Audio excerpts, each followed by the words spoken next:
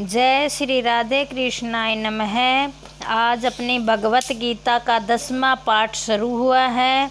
सभी माता बहनें 5 मिनट सुबह और 5 मिनट ज़रूर पार्ट नंबर 1, 2, 3 हिसाब से ज़रूर सुने, जिससे घर में शांति बनी रहती है और मनुष्य को इस मनुष्य के जन्म मरण से छुटकारा मिलता है, ज्ञान प्राप्त होता है। बोलिए भगवत गीता की जय, कृष्ण भगवान की जय। जिसका अंतकरण और इंद्रियों के सहित शरीर जीता हुआ है और जिसने समस्त भोगों की सामग्री का परित्याग कर दिया है, ऐसा आशा रहित पुरुष केवल शरीर संबंधी कर्म करता हुआ भी पापों को नहीं प्राप्त होता। जो बिना इच्छा के अपने आप प्राप्त हुए पदार्थ में सदा संतुष्ट रहता है, जिसमें ईर्ष्या का सर्वदा अभाव हो गया है और जो हर्ष शोक आदि द्वंद्वों से सर्वदा अतीत हो गया है, ऐसा सिद्धि और असिद्धि में सम रहने वाला कर्म योगी कर्म करता हुआ भी उनसे नहीं बंधता। जिसकी आसक्ति सर्वदा नष्ट हो गई है, जो देहाभिमान और ममता से रहित हो गया है, जिसका चित्त निरंतर परमात्मा के ज्ञान में स्थिर रहता है, ऐसा केवल यज्ञ संपादन के लिए कर्म करने वाले मनुष्य के संपूर्ण कर्म भली भांति विलीन हो जाते हैं।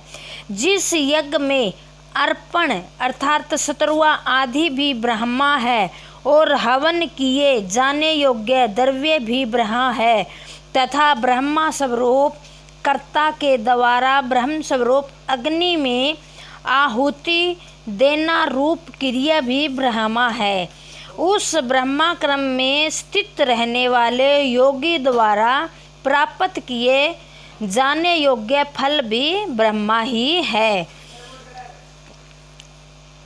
दूसरे योगी जन देवताओं के पूजन रूप यज्ञ का ही भली भांति अनुष्ठान किया करते हैं और अन्य योगी जन पर ब्रह्मा परमात्मा रूप अग्नि में अभेद दर्शन रूप यज्ञ के द्वारा ही आत्म रूप यज्ञ का हवन किया करते हैं।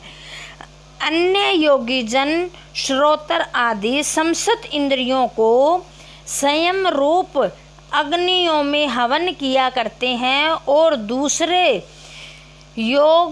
योगी लोग शब्द आदि समस्त विषयों को इंद्रियां रूप अग्नियों में हवन किया करते हैं। दूसरे योगी जन इंद्रियों को संपूर्ण क्रियाओं को और प्राणों की समस्त क्रियाओं को ज्ञान से प्रकाशित आत्म संयम योग रूप अग्नि में हवन किया करते हैं। कई पुरुष द्रव्य संबंधी यज्ञ करने वाले हैं, कितने ही तपस्या रूप यज्ञ करने वाले हैं तथा कितने ही योग रूप यज्ञ करने वाले हैं, कितने ही अहिंसाधि तीक्ष्ण व्रतों से युक्त यत्नशील पुरुष स्वाध्याय रूप ज्ञान यज्ञ करने वाले,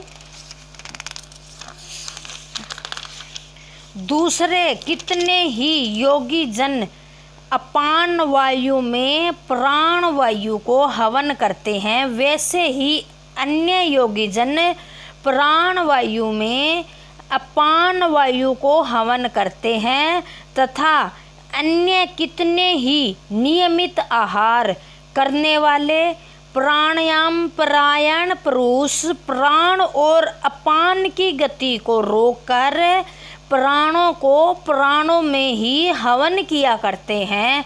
ये सभी साधक यज्ञों द्वारा पापों का नाश कर देने वाले और यज्ञों को जानने वाले हैं।